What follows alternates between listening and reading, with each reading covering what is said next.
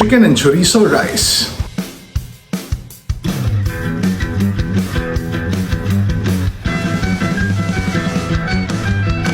Alright you guys, as requested, more chicken recipes.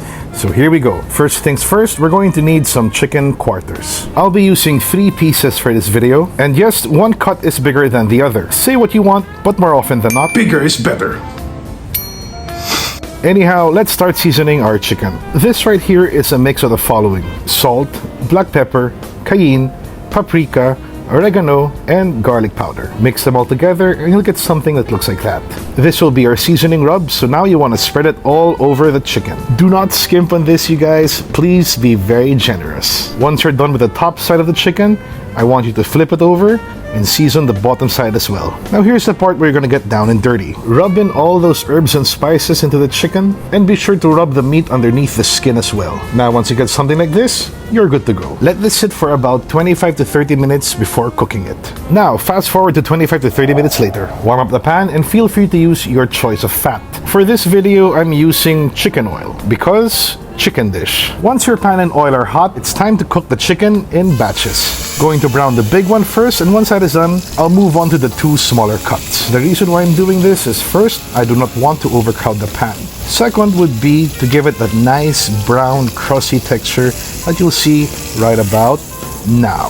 Bear in mind, you guys, that an overcrowded pan will cause the initial heat of the oil to drop. And when that happens, let's just say that it's going to be really difficult to make it look like this. Remember, if you want a good browning, no to overcrowding. Once you're done with that, be sure to set the chicken aside. We'll get back to that.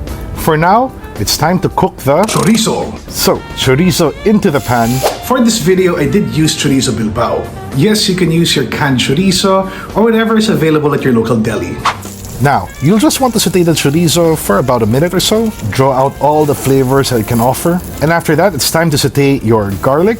Give it another quick round of sauteing. After that, go ahead and toss in your chopped red onions. More quick sauteing action. In with your grated carrots.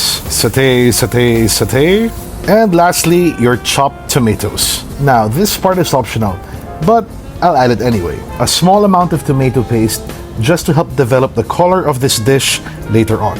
Now, as you're sauteing the tomatoes, the juice will naturally come out, and that is good. You want that. All that juice will help loosen up the fond that was once stuck at the bottom of the pan. For those who may not know what the fond is, look at my pan right now. Those caramelized bits that are stuck to it, that is the fond. Yes, there is still a small amount of it attached to the bottom of the pan. Don't worry, that's fine. Let's move on. Get your washed rice and into the pan. For this particular dish, I'd recommend you use long grain rice, preferably jasmine. To my Filipino viewers, if jasmine is not available, you can also try using sinandoming or dinorado. I've tried it myself, it gets the job done. Once your rice looks like this, now is a good time to add your chicken stock. If you do not have any homemade chicken stock, don't worry. Take 1 liter of hot water and 1 chicken broth cube. Mix them up all together, and there you go. That is what a lot of home cooks do, so feel free to follow suit. Mix the rice and stock very well, and now we can add our chicken. By the way, you guys, remember the pan where you place the chicken? That pan has chicken juice on it, so please do not throw that away. Add a small amount of water into it, mix it really well, like what I'm doing over here, and pour it into the pot of rice and chicken. We're all about developing the flavor of this dish right now, and that meat juice right there is gold. Please do not waste it. Be sure to maximize everything. Alright, so now that that is done, lower the heat and let the rice cook for about 25 minutes or until it is done. Also, share ko lang, I once used chorizo hubad, or some might call it chorizo bacolod. It was still very nice. So, yeah. I'll leave it up to you as to what type of chorizo you want to use. Going back to the rice, let's check on it. And there we go. Before you plate this, be sure to taste the rice.